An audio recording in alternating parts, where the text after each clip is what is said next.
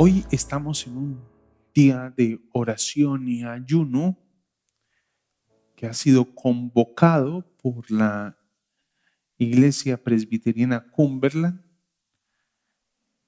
en los departamentos de Chocó, Valle, Cauca, Nariño y Meta, en el propósito de encontrar y conocer la voluntad del Señor.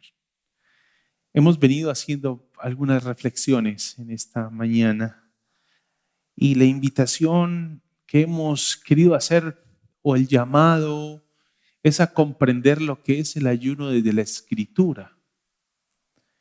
Y cuando nos acercamos a la idea del ayuno desde la Escritura, no es simplemente privarnos de pan o del alimento físico. No, eso tiene otro nombre. ¿Sí?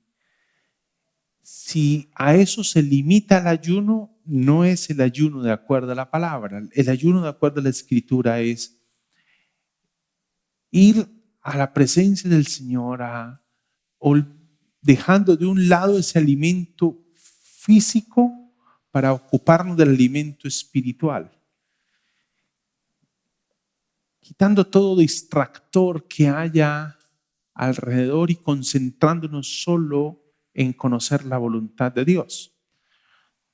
Una de las prácticas ordinarias de la iglesia de nuestro tiempo es usar el ayuno para tratar de doblegar la voluntad de Dios. De eso no se trata el ayuno. Alguien dirá, ahí están pintados los presbiterianos, ¿no? No ayunan. No, los presbiterianos sí ayunamos, solo que no ayunamos como ordinariamente lo hacen algunas personas, y es que lo hacen en procura de doblegar, torcerle el brazo a Dios y lograr que Dios satisfaga las peticiones que están presentando. Nosotros no venimos en ese espíritu, nosotros venimos sí con unas peticiones al Señor, pero en procura de que se cumpla la expresión y la promesa que nos hace el Señor de que Él escuchará nuestras peticiones y le responderá si son conforme a su voluntad. Entonces nuestras peticiones deben estar orientadas desde la palabra y por la palabra. Es así que hemos venido en un espacio, y lo que queremos hacer aún en lo que resta hasta las 3 de la tarde, abrir un espacio para reflexionar sobre la palabra a la luz de unas necesidades que hay, unas peticiones que traemos. ¿Qué es lo que nos dice la palabra? ¿Y qué es entonces la manera de orar a la luz de esas necesidades que tenemos, de acuerdo a lo que dice la palabra? Esa es la manera como entendemos el ayuno se concibe desde la Escritura. Y esta mañana estábamos meditando en el Salmo 103. Hay personas que nos están acompañando en reflexiones, no predicaciones, reflexiones no más, de una lectura y una reflexión a partir de la Escritura. Y parte de la reflexión que logré recoger, que mientras iba escuchando me llamó la atención y creo que puede ser parte de lo que hoy nos mueve como en este tiempo de oración y ayuno, y es esta búsqueda del Señor que estamos sosteniendo. No se trata de lo que nosotros tenemos que decirle al Señor. Este tiempo de oración y ayuno se trata de encontrar lo que Dios tiene para decirnos a nosotros. Para mí siempre ha sido sorprendente ese texto del Nuevo Testamento cuando lo observamos en Mateo en 2 oportunidades, que nos dice que vuestro Padre Celestial sabe de qué cosas tienen necesidad. No es un Padre irresponsable que se ha olvidado de nosotros y nos hizo hijos y se olvidó. No, está al tanto. De manera que no se trata este tiempo de oración y ayuno y cualquier espacio que usted sostenga de oración y ayuno de lo que usted y yo tenemos que decirle al Señor. Se trata de entender lo que Él tiene para decirnos a nosotros. Y eso es lo que espero estemos tratando de comprender. Estaremos cerrando este tiempo de oración ayuno por allá como a las 3 de la tarde. Estaremos cerrando el tiempo aquí en esta congregación. Las demás congregaciones en el presbiterio, cada congregación organizó su tiempo de oración ayuno de diferentes maneras. Ese culto, el culto está insertado dentro del ayuno, de manera que el culto estará terminando cuando decimos oremos para terminar el culto, los diezmos y ofrendas, entonces como lo hacemos regularmente. Y pasaremos al salón social a continuar allí. En ese momento, si alguien debe retirarse, por favor, tiene toda la libertad de retirarse. Está a su criterio. Le invitamos sí, a que se quede si dispone del tiempo. Si debe retirarse, indudablemente no pretendemos obligarle que debe quedarse. Pero sí insistirle en que nos acompañe en oración durante el tiempo que va a estar usted en la actividad o si está en casa o cualquier cosa que tenga que resolver, nos esté acompañando en oración en ese espíritu. Cerrando, yo tengo la expectativa de que podamos cerrar con esta dinámica y es sentarnos en unos grupos pequeños y poder escribir qué es lo que Dios nos está diciendo y recoger unos escritos. ¿Qué nos está diciendo el Señor? Yo no espero cartas paulinas en ese escrito, no, pero sí esperamos qué es lo que Dios nos está diciendo a la luz de lo que hemos venido meditando, inclusive este acercamiento a la palabra de Dios ahora en la exposición que tendremos en el culto. ¿Qué nos está diciendo el Señor? ¿A qué nos está llamando? ¿Como individuos, como iglesia y como denominación? ¿A qué nos está llamando? En esos ejes que hemos venido trazando, y es la necesidad de la dependencia manifestada en una vida de oración al Señor, fue el primer punto que tratamos esta mañana. El lugar de la palabra como centralidad en toda la doctrina, que también será tocado en esta exposición que tendremos ahorita mismo en el culto. Estaremos trabajando el tema del perdón y la reconciliación como parte de la reflexión, la necesidad del perdón y la reconciliación dentro del cuerpo de Cristo.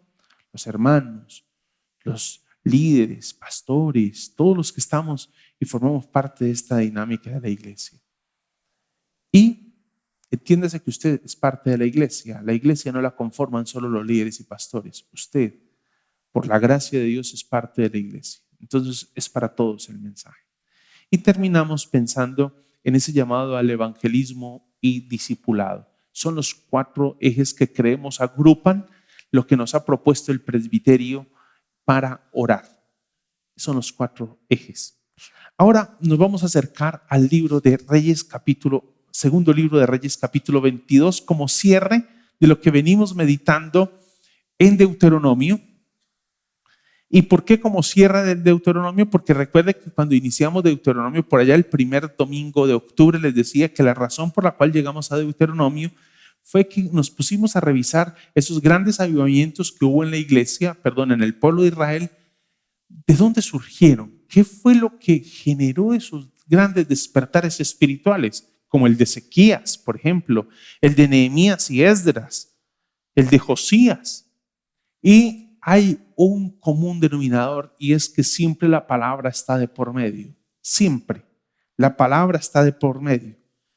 Y cuando vemos la reforma de Josías, que a la luz de lo que vamos a observar en el libro de Reyes, también la historia está narrada en el libro de Crónicas, pero Reyes ha sido un texto que no hemos abordado nosotros como congregación estudiando a Josías, por una parte. Y por otra, hay unos detalles en Reyes que no están mencionados en Crónicas y nos ayudan mucho a entender qué es lo que está pasando en ese desarrollo espiritual y qué es lo que hace que ese impacto de la palabra traiga una transformación a toda la nación.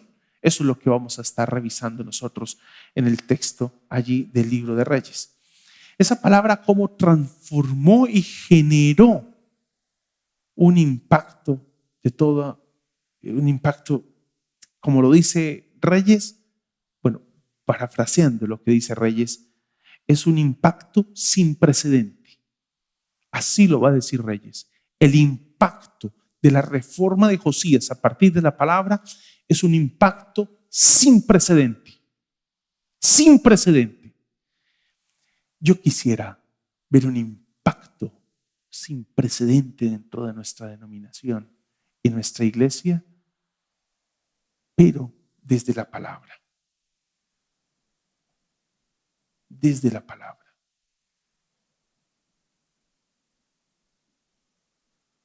Desde la Escritura. ¿Sí? Cuando nos acercamos al segundo libro de Reyes, capítulo 22, y comencé a leerlo, porque es la historia de Josías, la primera impresión que tuve leyendo el contexto, leyendo desde el capítulo 21, es ¿cómo es posible? Y yo creo que esa pregunta se la ha hecho usted una y mil veces. ¿Cómo es posible que de unos padres tan buenos, ¿sí?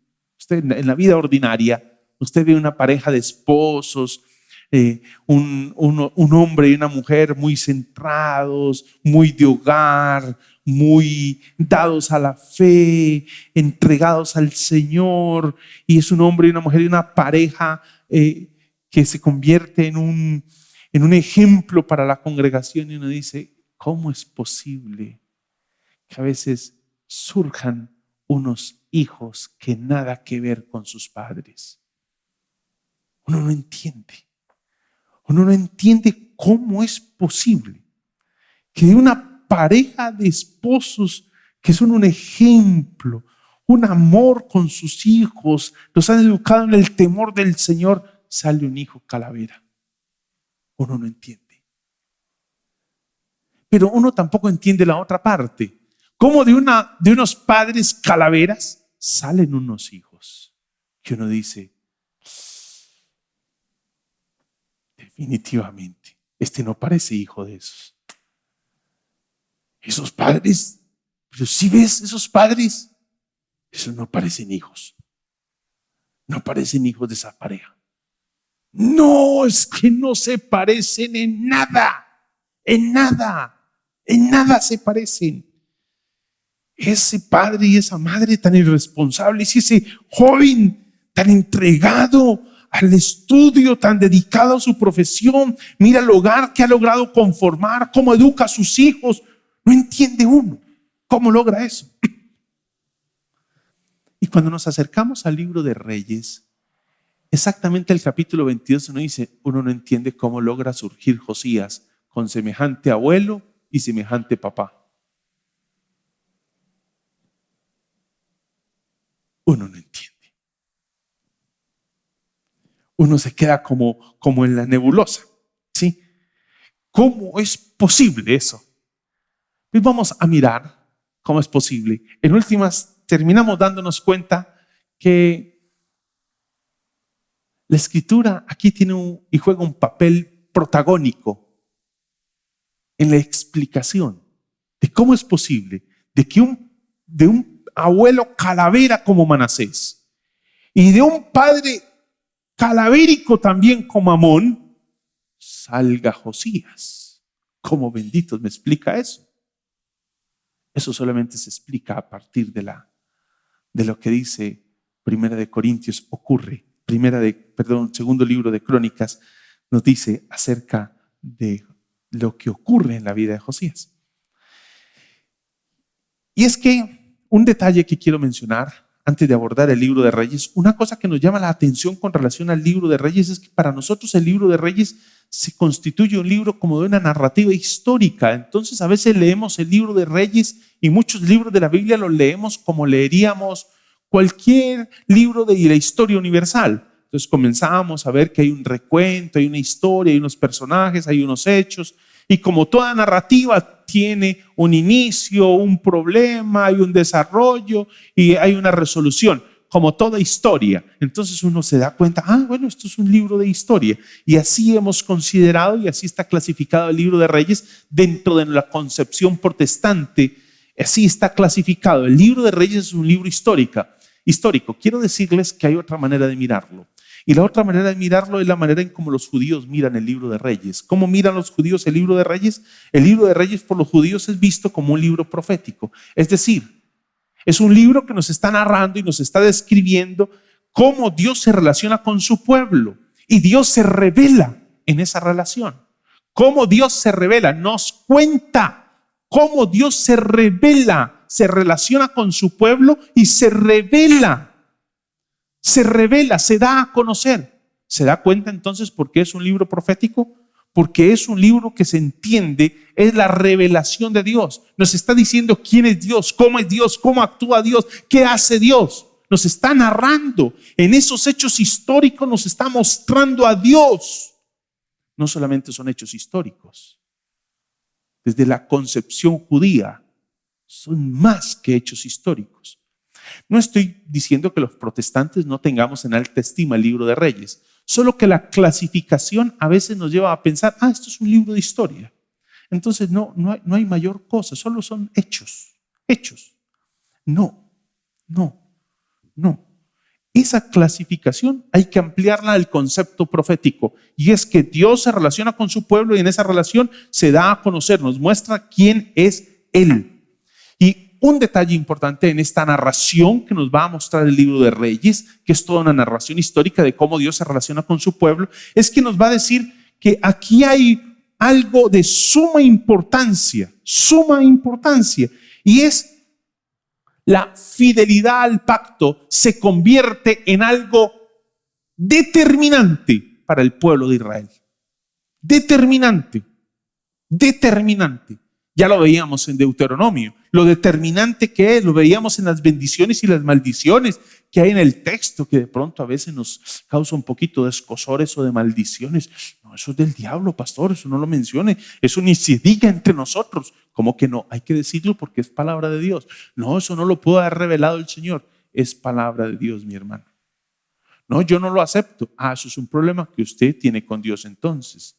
Porque si solo le gusta lo buenito, no le gusta la disciplina del Señor, cuando usted se tiene un mal comportamiento, y lo que dice el salmista, tu mano pesaba sobre mí, eso no nos gusta mucho, y nos gusta más el saber que Dios es mi pastor, pero no nos gusta ver las implicaciones de qué es eso de Dios como pastor. Nos gusta más el cuidado de Dios sobre nosotros como pastor y nosotros como ovejas, pero no la responsabilidad de las ovejas de escuchar la voz y seguir al pastor. Usted me la está poniendo muy de para arriba, pastor. No, yo no, la escritura. Es que esa es la palabra. La importancia de la fidelidad al pacto. Ese es algo de suma relevancia en este libro y está resaltado en Deuteronomio. El pacto, lo leíamos en Deuteronomio, es determinante para el bienestar del pueblo. Determinante para el bienestar del pueblo. Determinante para el bienestar de toda la nación. ¿No será que parte de esa pérdida que estamos sosteniendo nosotros de seguridad, de paz, de bienestar en nuestra vida, familia, iglesia, denominación, nación, responde al olvido que estamos sosteniendo del pacto del Señor y con el Señor? La cualidad más importante en el libro de Reyes para un gobernante no es el poder militar, no lo es. La cualidad más importante y que se va a resaltar dentro de los monarcas del pueblo de Israel en el libro de Reyes es conducir el pueblo del Señor a la fidelidad al pacto. Esa es la línea, es la característica más importante de los gobernantes, de los reyes del pueblo de Israel, resaltado en el libro de Reyes. Desde ahí uno ya comienza a darse cuenta que esta vaina va como en serio, ¿no? El libro de Josías nos va a trazar un libro de Reyes, nos va a trazar una línea bien interesante. Y cuando nos acercamos a Josías, uno se queda sorprendido cómo un personaje tan bueno puede salir de un padre calavera como Amón y un abuelo calavera como Manasés. Uno no entiende, pero es real. El padre de Josías está narrado ahí en los versículos, capítulo 21, versículos 19 al 25. Ahí está narrado los hechos del padre de Josías. Solamente se narran un par de versículos y son unos pocos versículos porque solamente alcanza a reinar 2 años. Pero mire lo que dice el versículo 21. En todo siguió el mal ejemplo de su padre. ¿Y quién era el padre de Amón? Pues adivine, el abuelo de Josías. ¿Y cómo se llamaba el abuelo de Josías? Manasés. Padre calavera, abuelo calavera. Pues uno podría pensar, pero apenas es real. Pues uno termina pareciéndose tanto a su padre. Yo les he dicho que tengo gestos, movimientos, actitudes tan similares a mi padre que ahora que vamos creciendo y me voy haciendo mayor y todas las cosas, llega Sol María y me dice, ve, vos te movés igualito a tu papá. Vos caminás igualito a tu papá. Ese movimiento que hiciste es el de tu papá. Y yo, usted sí ve a don Oscar por todas partes. Usted sí ve a don Oscar por todas partes. Y luego cuando estoy solo me digo, ¿verdad? Yo sí me parezco mucho a mi papá, ¿no? Y eso no es genético, porque los movimientos no vienen con los genes. Las expresiones no vienen con los genes. No hay un gen que tenga relación con una expresión con el idioma. No. Con una palabra en particular, con un gesto, con una actitud, una reacción. No. Es algo que se aprende. ¿Qué podría esperar uno de Amón con un padre como Manasés? No podemos esperar más, sino que haga lo malo delante del Señor. Versículo 21 continúa diciendo, adorando e inclinándose ante los ídolos que éste había adorado. Así que abandonó al Señor, Dios de sus antepasados, y no anduvo en el camino del Señor. No se podía esperar más. Era apenas lo que se podía esperar. Y Manasés es un rey que ni se diga. Miren los 2 primeros versículos del capítulo 21. Manasés tenía 12 años cuando ascendió al trono y reinó en Jerusalén 51 años. Su madre era Hepsiba. Manasés hizo lo que ofende al Señor, pues practicaba las repugnantes ceremonias de las naciones que el Señor había expulsado delante de los israelitas. Ahí está. ¿No entiende uno? ¿Y quién era el padre de Manasés? Ezequías.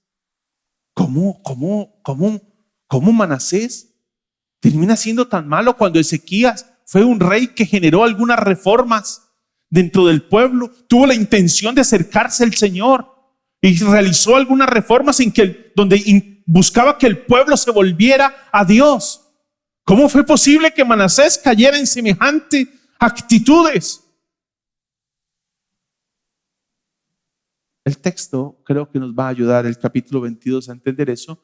¿Cómo es posible que Manasés, siendo hijo de Ezequías y Josías, teniendo un abuelo y un padre tan malos, sea tan bueno? Y cómo Manasés, teniendo un padre que hizo cosas muy positivas por el pueblo de Israel, haga cosas tan perversas como las que hizo Manasés.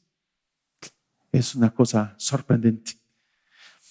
Algo que nos va a trazar el versículo 1 y 2 del capítulo 22. Acabamos de leer el capítulo 21, versículo 1 y 2. Pero el capítulo 22, donde ya se nos va a hablar de Josías, obsérvelo, ya se nos va a hablar de Josías, que es el personaje del cual vamos a hablar. Nos va a decir que Josías tenía 8 años cuando ascendió al trono. Pero piensa como así que un jovencito, un niño, de 8 años gobernando una nación. Pues no cabe en la mente nuestra como un niño de 8 años puede gobernar. Pues no cabe. Bueno, una de las cosas que aprendí esta semana y llegué tarde de la noche a la casa y estaba sentado canaleando, estaba pasando el televisor porque estaba relajándome, esperando, calentando una agüita sobre el fogón. Yo nunca me imaginaba calentando agüitas. En mi vida eso había pasado por mi mente, pero he llegado a cierta edad donde ya caliento agüitas aromáticas. Y estaba haciéndome una agüita de canela. En mi vida me imaginaba yo tomando agüitas de canela. Pero ya me está tocando. Ahí es donde uno ve que la cosa va en serio, ¿no? Y Sor María me llama y me dice, gordo. Y yo le digo, espérate un momentico que estoy calentando el agüita de canela. Y no me puedo acostar sin tomarme el agüita de canela. Y mientras me tomaba el agüita de canela, que aquí la historia no tiene que ver con el agüita de canela, sino con lo que vi. En 5 minutos, 10 minutos que duré lo que vi, porque me senté nomás, fue a pasar ahí el televisor mientras calentaba el agua. Caí en un programa, estaban entrevistando a un arqueólogo y el arqueólogo dice lo siguiente. Mire, si usted pretende hacer un estudio de una civilización anterior, lo primero que usted tiene que hacerse es despojarse de todos sus valores, sus principios, sus formas, sus conceptos.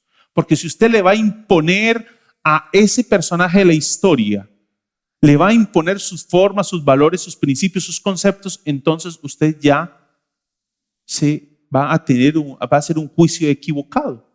No, usted lo que tiene que tener es un acercamiento desprovisto de todo esto y entender esa nación y entender el hecho histórico a la luz del momento en el que está sucediendo. Entonces usted no puede pensar hoy a la luz de Colombia, donde el presidente de Colombia debe tener un mínimo de edad y no son 18 los años que debe tener el presidente de Colombia, no puede pensarlo a la luz de las condiciones que tenemos hoy. Debe pensarlo a la luz de las condiciones que existían cuando este hecho se estaba dando.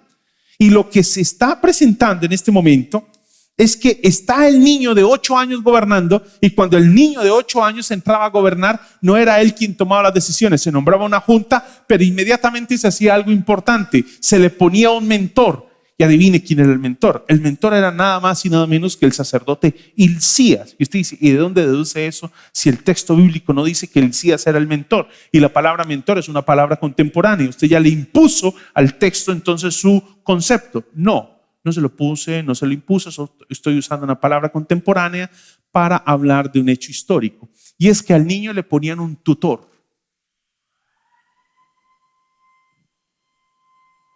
Al niño le ponían un tutor y el tutor era una persona que se encargaba de ayudar al niño en su formación y ese tutor era el sacerdote generalmente y el sacerdote de la época era Hilcías y quien tomaba las decisiones no era el niño porque no tenía la capacidad, pero el niño entraba en un periodo de formación. Cuando nos acercamos a esto nos vamos dando cuenta entonces que el niño comienza a gobernar, sí, desde los 8 años, pero no a tomar decisiones. Es quien figura como rey.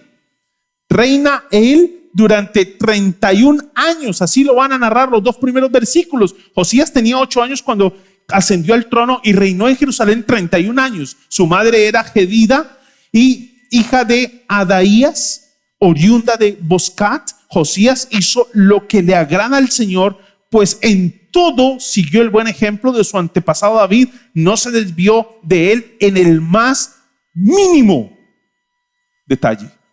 Uno piensa, ¿cómo logró eso con semejantes padre tan calavera y semejante abuelo tan calavera? ¿Cómo logra surgir un niño con semejante carácter, fuerza, determinación, semejantes valores, principios de vida, con un contexto tan hostil, influenciado por su padre, vio a su padre, seguramente conoció algo de su abuelo, ahí venía toda la cohorte que estos reyes tenían y esa cohorte seguramente influenciada por las políticas de su padre y abuelo, pues no eran las mejores, los principios, la moral, lo que él observaba, todo lo que se estaba dando allí no era lo mejor. ¿Cómo logra eso? A través, parece ser, que el mentor juega un papel fundamental en esa transformación de ese niño. Un mentor que toma a ese niño desde los 8 años. Y lo que nos va a indicar el versículo 3 es que iniciando a reinar a los 8 años, solamente hasta los 26 toma la primera decisión. Estamos en Reyes, ¿no? No se me vaya a desplazar a Crónicas. Estamos en Reyes. Porque el versículo 3 dice, en el año 18 de su reinado, ¿con cuántos años inició a reinar? 8. ¿Cuántos años tenía cuando tomó la primera decisión? 18. ¿A qué edad entonces tomó la primera decisión? 26 años. Ahora usted dice, ahora sí nos entendemos. Claro, es que ahí está el cuy del asunto. Es a los 18 años de su reinado cuando él toma la primera decisión. Y algo que nos va a dejar claro el versículo 2 es que ¿para qué ojo vivía Josías? Recuerda que cuando pasábamos por Deuteronomio, les hacía un énfasis que hubo algo que me llamó la atención en la lectura que sostenía en Deuteronomio, y era vivir para agradar los ojos del Señor. Vivía agradando los ojos del Señor. Y algo que en algún momento les formulaba es: ¿para qué ojo vivimos nosotros? Para el ojo de la sociedad, para el ojo de nuestra familia, para el ojo de nuestro jefe, para el ojo de nuestros empleados, para el ojo de nuestros vecinos, para el ojo de fulano, para el ojo de la iglesia. ¿Para qué ojo vivimos nosotros? Eso es una pregunta que tenemos que hacernos. Aunque la Nueva Versión Internacional no nos traduce el texto literalmente y dice Josías hizo lo que le agrada al Señor, literalmente es Josías vivió agradando los ojos del Señor. ¿Para qué ojo vivimos nosotros y para qué ojo? ¿Cómo fue que Josías, con ese contexto tan hostil, un padre calavera y un abuelo calavera, logra vivir para los ojos del Señor? ¿Cómo se logra eso? ¿Cómo? ¿Cómo es posible que se logre semejante actitud? Algo que va a suceder indudablemente es que Josías inicia un proceso de reformas influenciado por Hilcías. Hilcías es el sacerdote que ya les dije le sirve de tutor o de mentor y siembra en él un celo por el Señor. Y usted dice, ¿y de dónde deduce eso? De la primera decisión que toma. Usted se da cuenta que tiene celo por el Señor por la primera decisión que toma. ¿Y cuál es la primera decisión que toma? Pues la primera decisión que toma es restaurar el templo del Señor. ¿Qué es el lugar del templo en la religión judía? Pues el templo en la religión judía no es la misma que para nosotros los cristianos. Así que tenga mucho cuidado de interpretar el texto del Antiguo Testamento literalmente para el Nuevo Testamento, porque el lugar del templo en el Antiguo Testamento no es lo mismo para los creyentes del Nuevo Testamento. Y es que para el Antiguo Testamento, ¿qué era el templo? El templo era el lugar de encuentro con Dios. Si el templo estaba destruido, entonces eso daba cuenta de cómo estaba la relación con Dios. Si el templo estaba caído, eso daba cuenta de lo que estaba viviendo el pueblo en su relación con Dios. Y lo primero que hace Josías es restaurar el templo del Señor. El templo del Señor. Por ahí inician las reformas. Y eso comienza a tener un impacto. Eso se convierte como en una bolita de nieve que comienza a cobrar fuerza. Esas reformas que inician con algo pequeño, inician a restaurar la casa del Señor. Y eso comienza a tomar tanta fuerza que genera una transformación y una reforma sin precedente para el pueblo de Judá. Sin precedentes. Así lo va a decir el libro de Reyes. No lo dice el versículo 2, pero más ampliamente lo vamos a ver un poco más adelante en el capítulo 23, como nos dice, es una reforma sin precedentes lo que observamos. Cuando usted revisa un libro de un autor que se llama F.F. Bruce, él escribe un librito que se llama Israel y las Naciones. En este librito de Israel y las Naciones, este personaje va a decir lo siguiente, mire, la reforma de Josías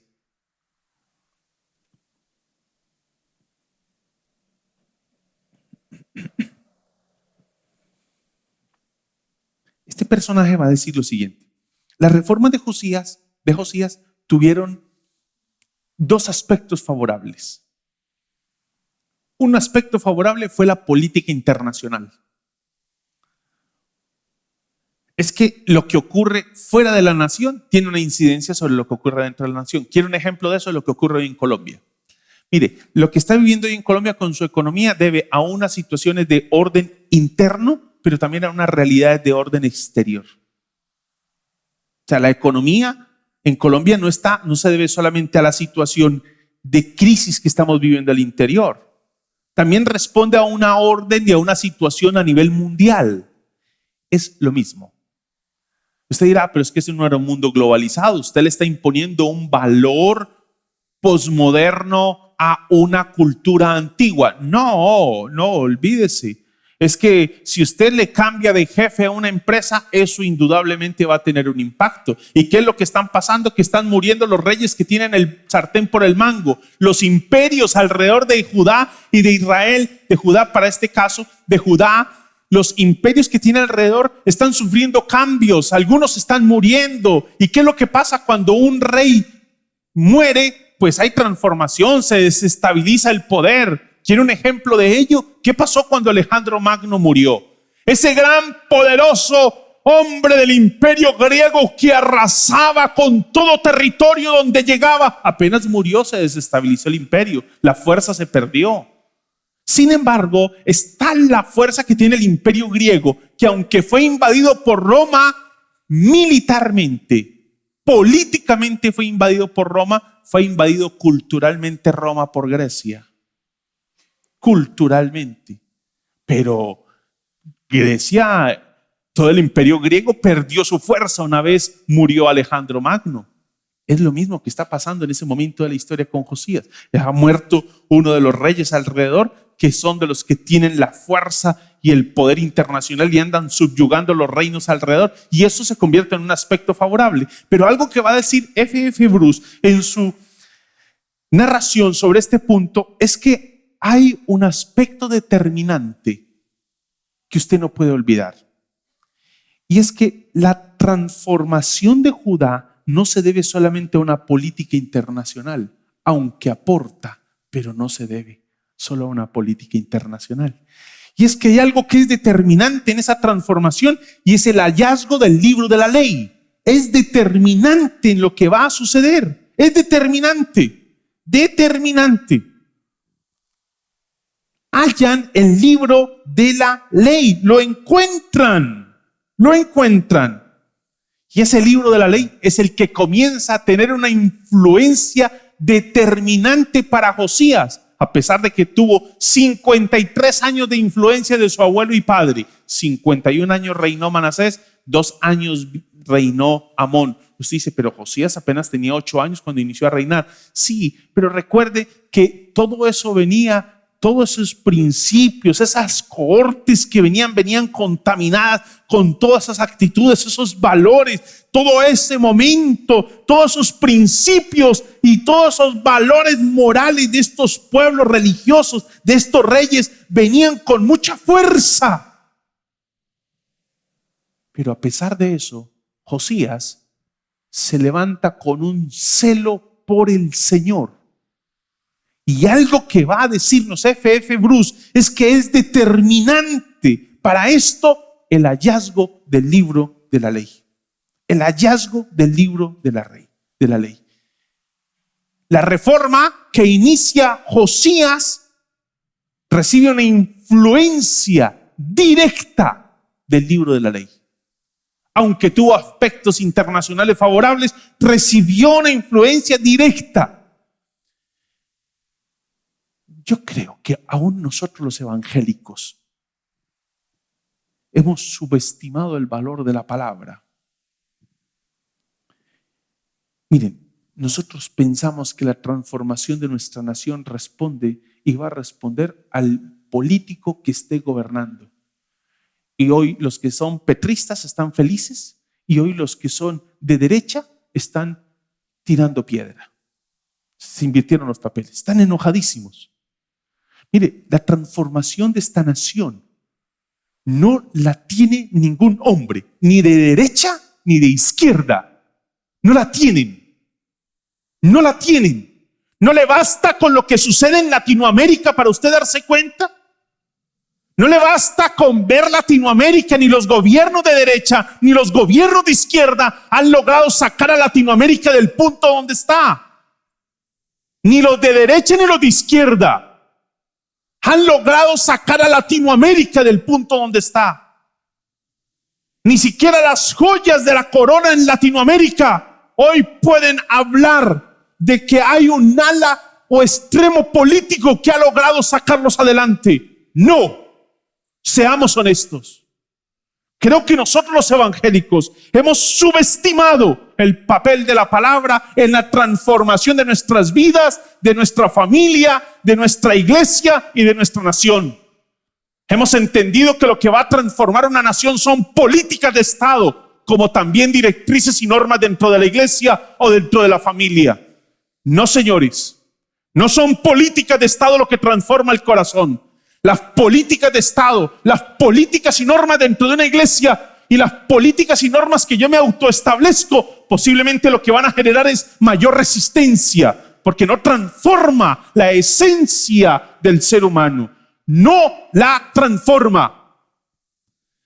Creo que ahí está el detalle del segundo libro de Crónicas, capítulo 22, en la insistencia de Deuteronomio. La insistencia de Deuteronomio. Creo que la iglesia ha perdido de su horizonte el valor de la escritura. Lo ha perdido, lo ha desaparecido y ha considerado hoy que la estrategia para que la iglesia pueda tener mayor alcance son las estrategias de mercado con las que hoy se extiende el mercado en todos los rincones del mundo. No es con la estrategia de mercado, es con el poder de Dios que se extiende el evangelio. No es con las estrategias de mercado, es con la convicción de que es la palabra la que transforma los corazones, las familias y una sociedad que anda deambulante esperando a alguien que les diga a dónde ir a beber. Los versículos 3 al 7 del segundo libro de Reyes, capítulo 22, versículos 3 al 7, van a hablar de la restauración del pueblo, del templo, perdón. Y el versículo 7 me da la impresión de que tiene un detalle importante que uno no puede pasarlo por alto. Les decía que seguramente los reyes de Manasés, el abuelo y el padre de Josías, se rodearon de gente con sus mismos principios. No hay otra manera. No hay otra manera de gobernar. Si usted quiere ser un buen gobernante, tiene que rodearse de gente buena. Si usted quiere ser un mal gobernante, tiene que rodearse de gente mala.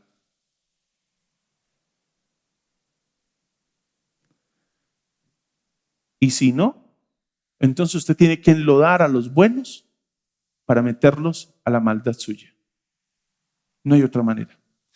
Y el versículo 7 toca un detalle y dice, cuando habla del dinero que van a recoger y les dice, por favor, no les pidan cuentas a ellos, que yo sé con quién estoy trabajando. Es gente honorable, es gente de fiar, es gente en la que confío, dice el versículo 7. No les hagan reclamo. No les pidan cuentas, porque confío en ellos plenamente. Eso da cuenta de la calidad de personas con las que se estaba rodeando Josías.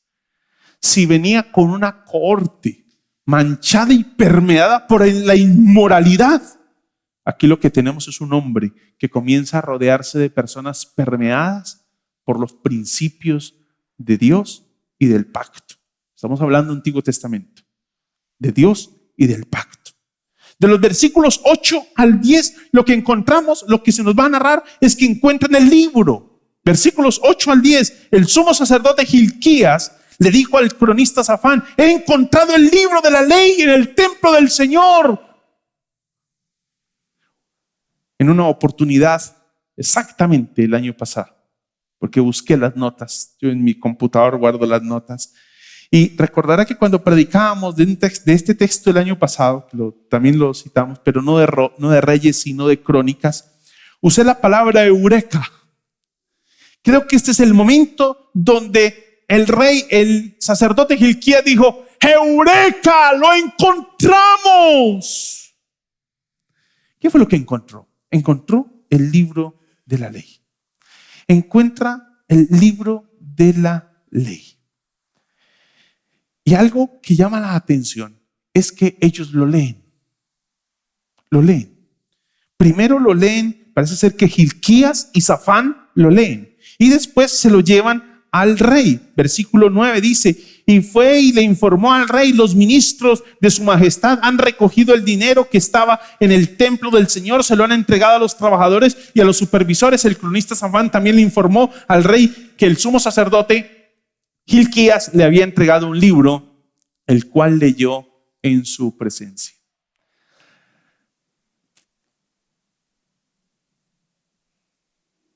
Y aquí me llamó la atención. Yo no sé si usted puede pensar que Reyes está simplificando el asunto.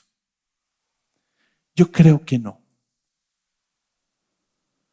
Yo creo que Reyes nos está poniendo el dedo en la llaga, donde más nos duele. ¿Por qué nos pone Reyes, el dedo donde más nos duele, nos pone el dedo en la llaga. Y es que creo que aquí aplica el refrán popular de a buen entendedor, pocas palabras bastan. Y usted dirá, ¿qué tiene que ver ese refrán con que leyeron? Es que cuando el texto dice que leyeron, lo que quiero comunicarles es que fue suficiente leerlo para entenderlo. Fue suficiente leerlo para entenderlo. Fue suficiente.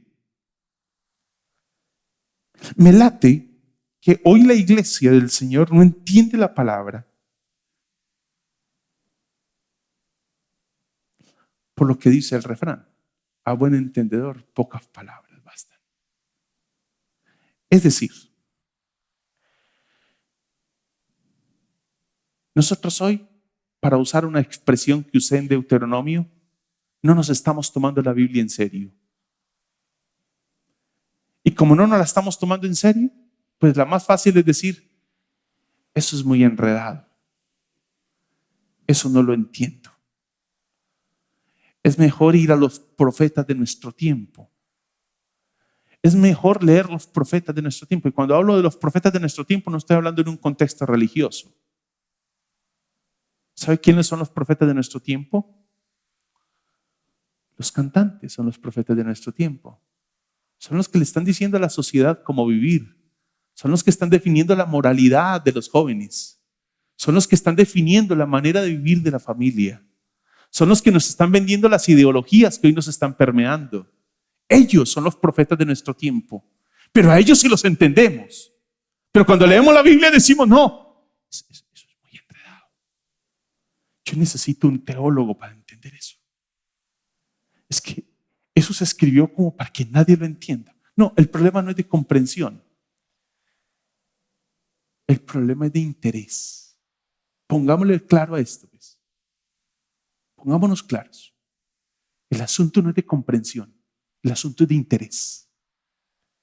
Y es que hoy no nos interesa la escritura, pero hoy sí nos interesa el cantante más popular que nos está diciendo qué y cómo administrar la sexualidad.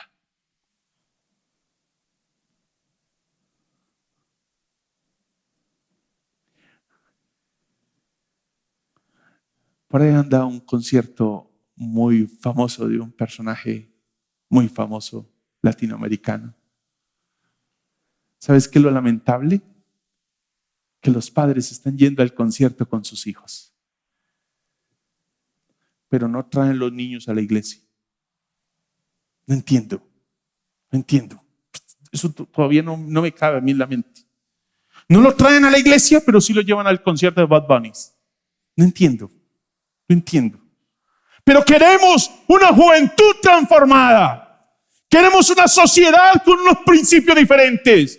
Queremos una juventud diferente. Sí, pero los estamos entregando a los profetas de nuestro tiempo, diciendo y nos hemos comido el cuento que nos ha vendido la sociedad. Y es que la escritura no la entienden sino cierta élite dentro de la iglesia. No. Lo que tenemos es, volvámonos serios frente al tema. Lo que tenemos es un desinterés por lo que Dios nos dice. Porque lo que Dios nos dice no nos gusta. Pero lo que nos dicen los cantantes y profetas de nuestro tiempo sí nos gusta. Porque no nos gustan que nos contradigan. No nos gustan que nos digan algo diferente a lo que pensamos. No nos gustan que nos opinen, que nos pongan el dedo en la llaga. No nos gusta. Nos resistimos. Somos la resistencia, nos oponemos. ¿Qué resistencia tan bárbara la que estamos nosotros haciendo? Pero no crea que estamos logrando gran cosa. Estamos destruyéndonos a nosotros mismos. Estamos destruyendo nuestras próximas generaciones. Estamos destruyendo lo más sagrado y es la familia. Estamos privando a nuestros hijos de tener una relación con Dios. Los estamos privando. A buen entendedor, pocas palabras bastan. Y algo que me llama la atención del texto, y siempre les digo lo mismo, me llama la atención porque pienso en detalles que van surgiendo del texto, es que la reforma inicia en un círculo muy íntimo. El sacerdote Hilgías, Safán y el rey. Y él manda, y hay otro personaje más allí, y él manda a que vayan a consultar a la a la profetisa Hulda, manda a que consulten. Inmediatamente, dice el versículo 11, cuando el rey oyó, todas las traducciones dicen cuando el rey oyó. El cuando, casi todas las traducciones lo usan. Eso da la idea de lo pronto que fue el rey para actuar. Lo pronto que fue. Y aquí les traigo otro refrán. Pareciera ser que esta es la predicación de la exposición de los refranes. Aquí se me salió como que el país. Ustedes me perdonan, ¿sí? Aquí se me salió. Pero no dejes para mañana lo que puedas hacer hoy.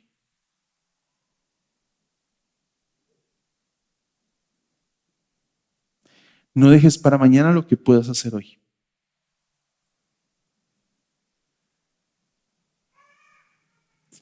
Josías prende las alarmas. Es que Josías entiende de qué se trata esto. Josías le presta atención a las maldiciones de Deuteronomio. Nosotros no. Nosotros decimos que eso es del diablo. Pasa eso adelante. El Dios del Nuevo Testamento no es así. El Dios que nosotros adoramos en la iglesia es puro amor. Es puro amor. Y hoy los profetas de nuestro tiempo nos andan diciendo de que Dios es amor y que porque Dios es amor, entonces no nos sienta a nosotros en el banquillo y nos demanda. No, Dios sí es amor, pero ese Dios de amor nos está demandando a nosotros una santidad y un ajustarnos a los parámetros y lineamientos que Él tiene para nosotros. Josías prende las alarmas.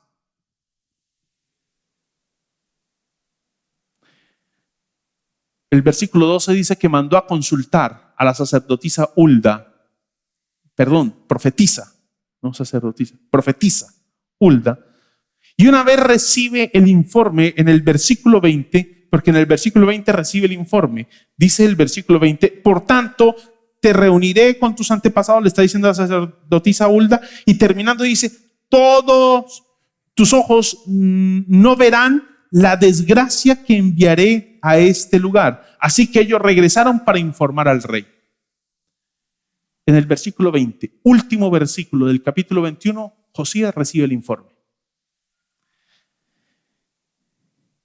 Y cuando recibe el informe pasa algo maravilloso en el capítulo 23.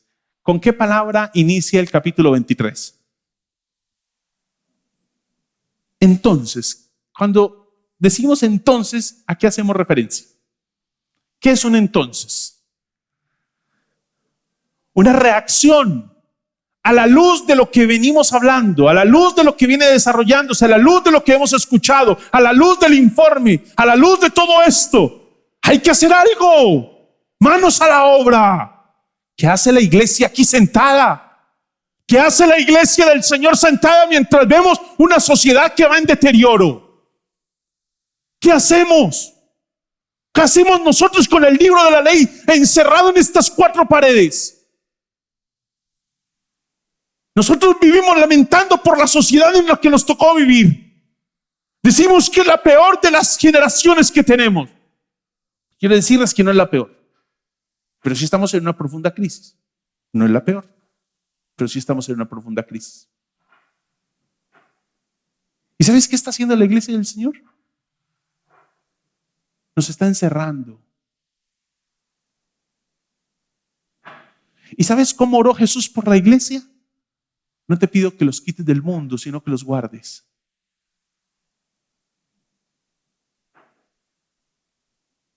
Y la iglesia hoy está huyendo del mundo.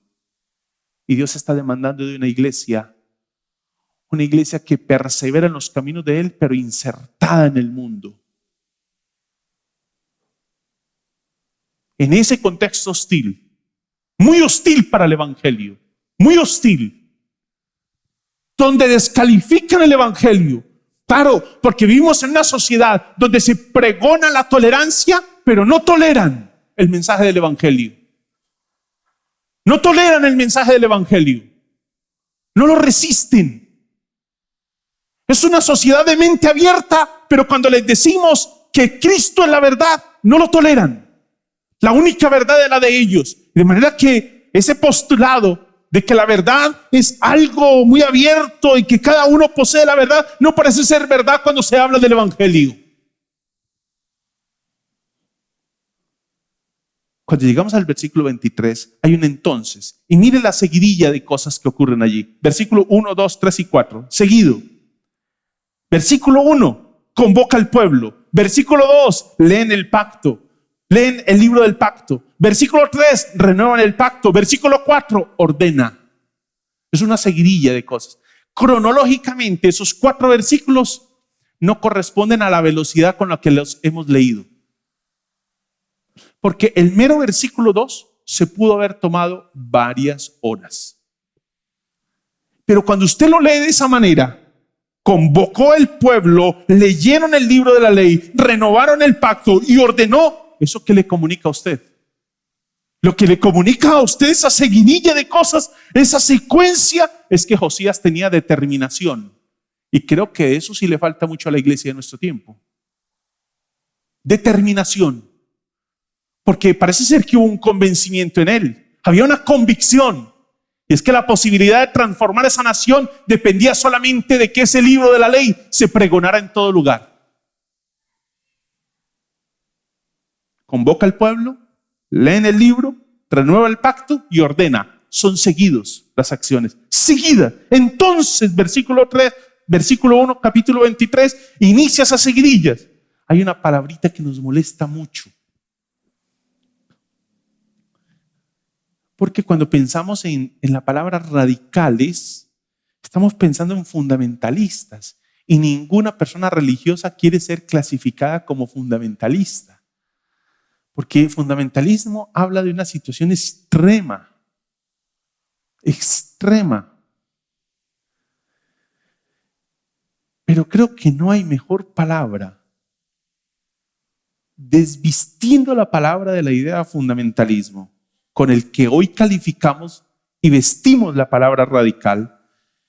Creo que nosotros sí debemos reconocer que Josías fue radical.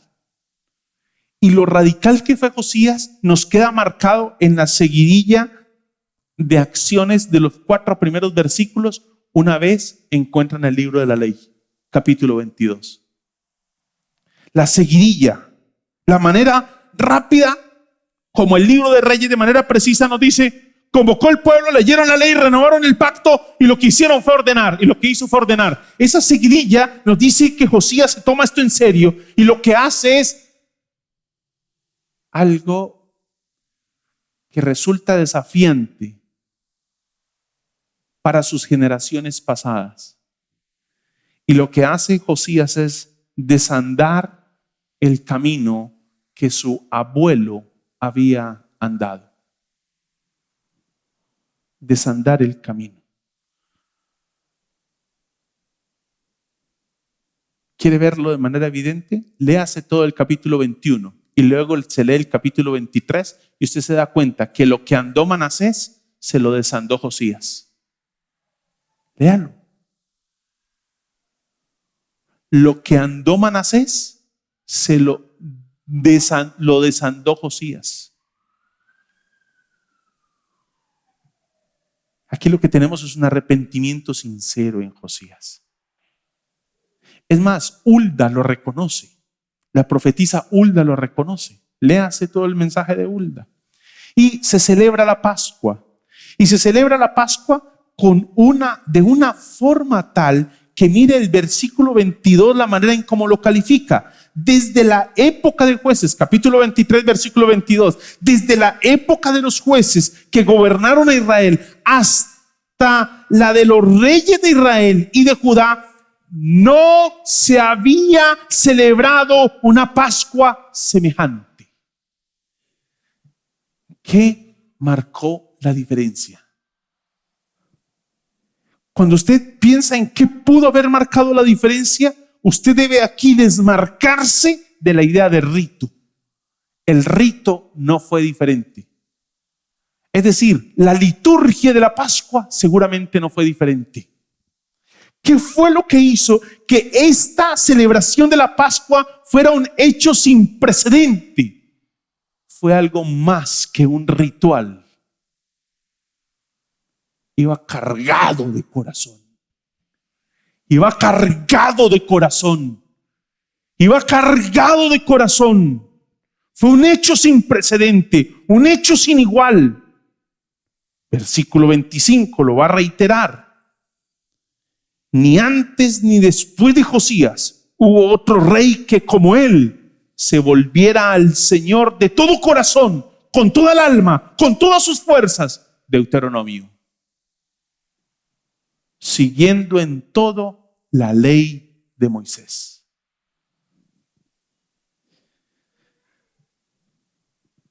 Sorprendente.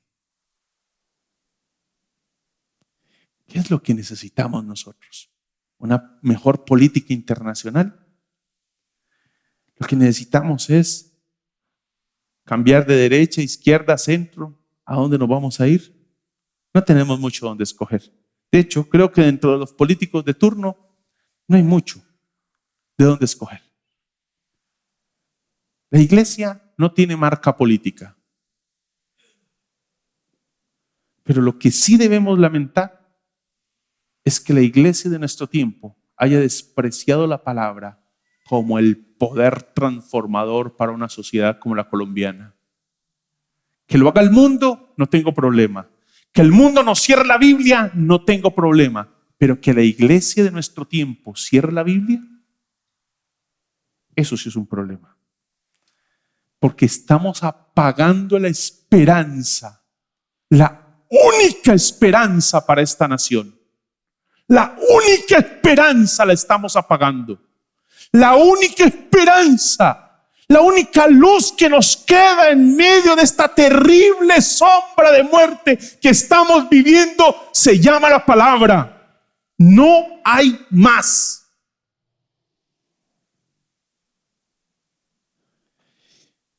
Aquí queda un hecho doloroso de la lectura de Josías, y es que aunque fue un hecho sin igual, no fue suficiente.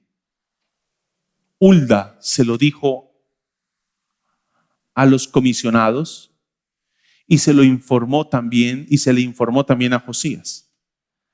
No era suficiente.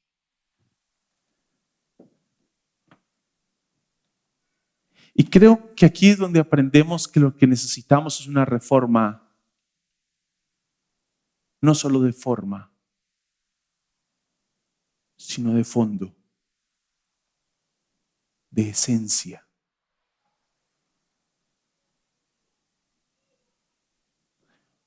Posiblemente lo que necesitamos no es más gente para generar la reforma.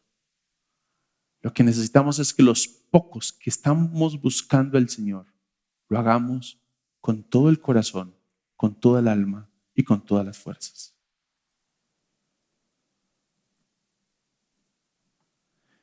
Eso posiblemente sea lo que necesita Colombia. Hemos comprobado que las iglesias abarrotadas no transforman nación. Vivimos en una época del cristianismo en Colombia donde la iglesia ha crecido de una manera casi exponencial. Estamos hablando de los últimos 30 años, hemos alcanzado iglesias de 10,000 personas en Colombia. Cuando conocí al Señor hace 35 años, lo que teníamos era iglesiecitas de 60 personas, y eso que 60 era una mega iglesia. Era una mega iglesia. En Medellín, ¿cuándo pensamos que una iglesia podía tener 5 cultos el día domingo? Pensando en 2,000, 3,000 personas cada culto. Eso ni se visualizaba en el horizonte. 30 años después, tenemos las iglesias más grandes aquí en la ciudad de Cali, Bogotá. Medellín no se queda atrás frente a la crisis, pero tenemos las 3 ciudades más violentas, más afectadas socialmente, más deterioradas por la inmoralidad. ¿Se da cuenta que lo que necesitamos no es un asunto de forma? Lo que necesitamos es una transformación de esencia. Lo que el mundo necesita ver es una iglesia doblada ante el Señor. Una iglesia que entiende que la transformación de este mundo y de esta nación es desde la palabra. Ahora, es complejo porque usted podrá decirme, pero es que ceñirme a la voluntad de Dios es tan complejo. Cuando yo me miro y veo mi limitación, la torpeza, lo limitado que soy y trato de seguir al Señor, soy tan torpe, soy pecador y bueno, no es posible vivir a la luz de todos los mandatos del Señor. Sí, en eso estamos de acuerdo. Choque esos 5. Sí, estamos de acuerdo. Choque los 5. No le digo que le invito a tomar café porque estamos en ayuno. Pero dentro de 15 días lo invito a tomar café. Estamos de acuerdo. Esta vaina es compleja. Pero ¿sabes qué es lo que la hace compleja?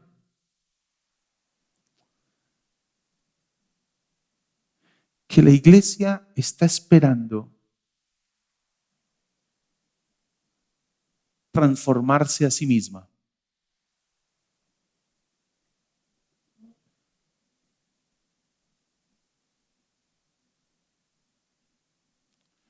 Usted está esperando y yo estoy esperando tener la fuerza para cambiar mi forma, abandonar mi pecado.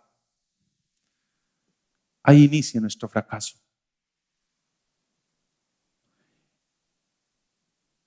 Somos una sociedad que no está dispuesta a aceptar la derrota.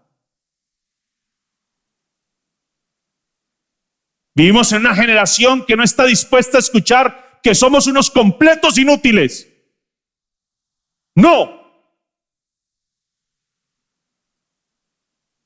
Pero para vivir la palabra tenemos que partir de la expresión diciendo que somos unos completos inútiles para vivir la palabra de Dios.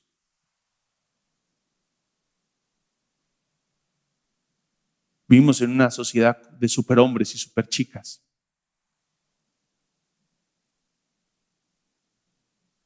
Vaya, dígale a un joven hoy que no es capaz, que no es posible. ¡Oh! Porque todos se creen invencibles. Los padres han aportado a esto a propósito, ¿sí? Hemos aportado a una generación que se creen los mejores, los invencibles, los superhombres, los capaces de vencerlo todo, pero todos los tiene derrotados a propósito.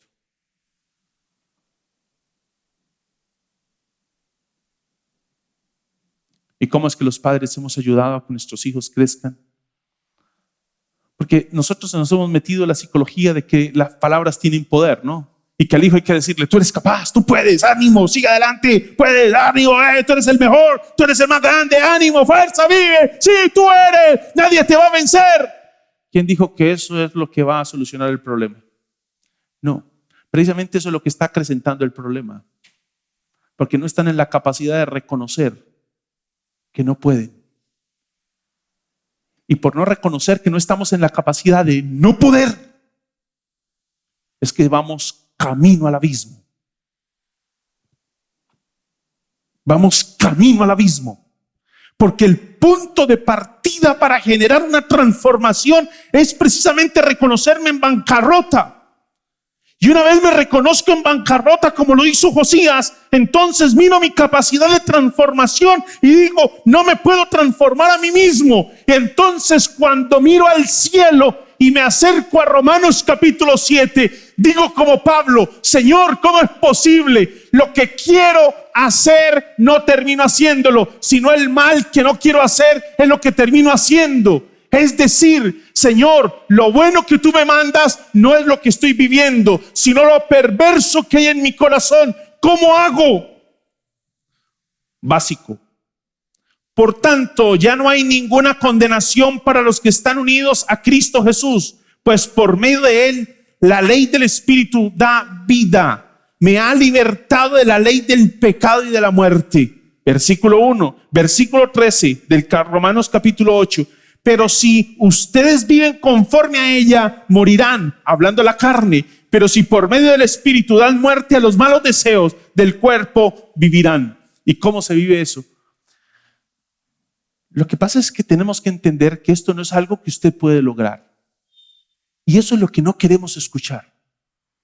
Y ahí es donde decimos, como les decía ahora, es que a buen entendedor pocas palabras bastan. Pero aquí es donde uno se hace como es que yo no entiendo. Yo no entiendo.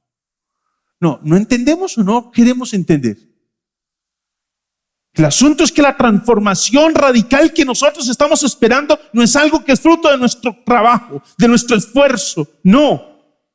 Si quiere darse cuenta frente a ese desánimo que produce la incapacidad de cumplir la ley de Dios, ¿qué es lo que debemos hacer? Lo que la iglesia debe hacer es algo básico. Póstrese, iglesia, póstrese y reconózcase miserable. Y una vez se reconoce miserable, arrepiéntase. Reconozca el señorío de Cristo sobre sí y permita que el Espíritu de Dios le llene. Pero necesitamos eso. Entonces y solo entonces se podrá dar muerte a los malos hábitos que hoy imperan en la iglesia. Tómate en serio la palabra. ¿Quieres esperanza para tus hijos? Tómate en serio la palabra. ¿Quieres esperanza para esta iglesia? Tómate en serio la palabra. ¿Quieres esperanza para el presbiterio del Valle del Cauca? Tómate en serio la palabra. ¿Quieres esperanza para esta ciudad? Tómate en serio la palabra. ¿Quieres esperanza para esta nación? Tómate en serio la palabra. No te creas el cuento que nos andan vendiendo de que la escritura es solamente un libro de unos religiosos que andan y fanáticos que andan por ahí diciéndonos lo que sí y lo que no.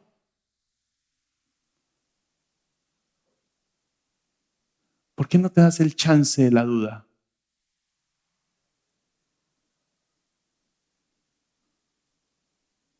Acércate a la escritura con un espíritu abierto, con esa mentalidad abierta que nos enseñan hoy en esta sociedad abierta, de mentalidad abierta. Entonces, con esa misma mentalidad, acércate a la escritura. Y con esa mentalidad abierta, deja que esa escritura comience a tocarte, a deconstruirte, a desarmar tus argumentos, a tratar contigo. Pero no me digas que no entiendes. No me digas que no entiendes. Oh, sí, pastor, ayer me decía alguien, oh, sí, pastor, es que hay algunas cosas de la Biblia que yo no entiendo. Por ejemplo, esto, yo no lo entiendo, pero yo creo que es así, pero yo no lo entiendo. Yo digo, ¿cómo así que no entiendes, pero crees que es así? Explícame pues ese asunto, pues tan raro. No entendemos o no queremos entender.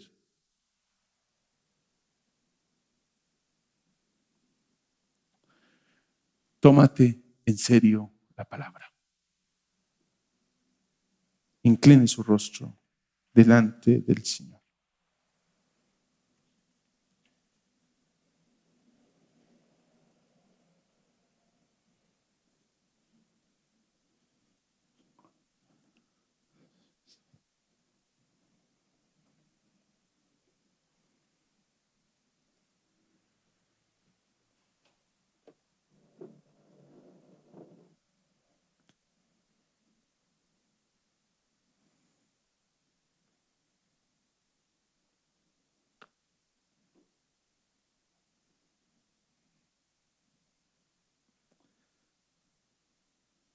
Piense cuál es la respuesta de Dios a lo que Él le ha dicho.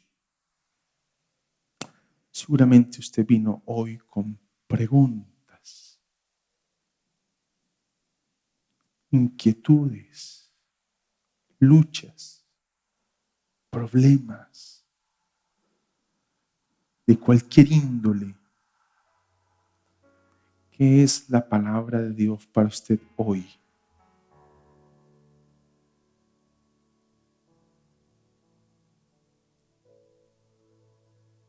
Si necesita quebrantarse delante del Señor, quebrántese delante de Dios.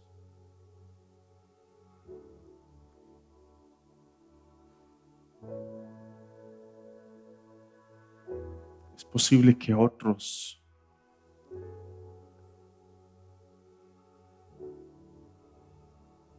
otros semejantes tuyos no te entiendan, no te entendamos, no comprendamos tu realidad.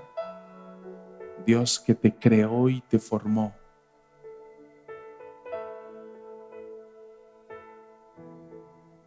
sí te entiende y por eso te habla y por eso te desafía.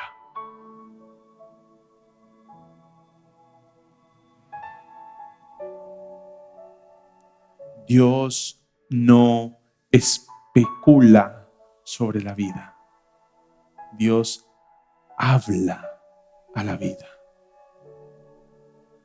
Te habla de la vida.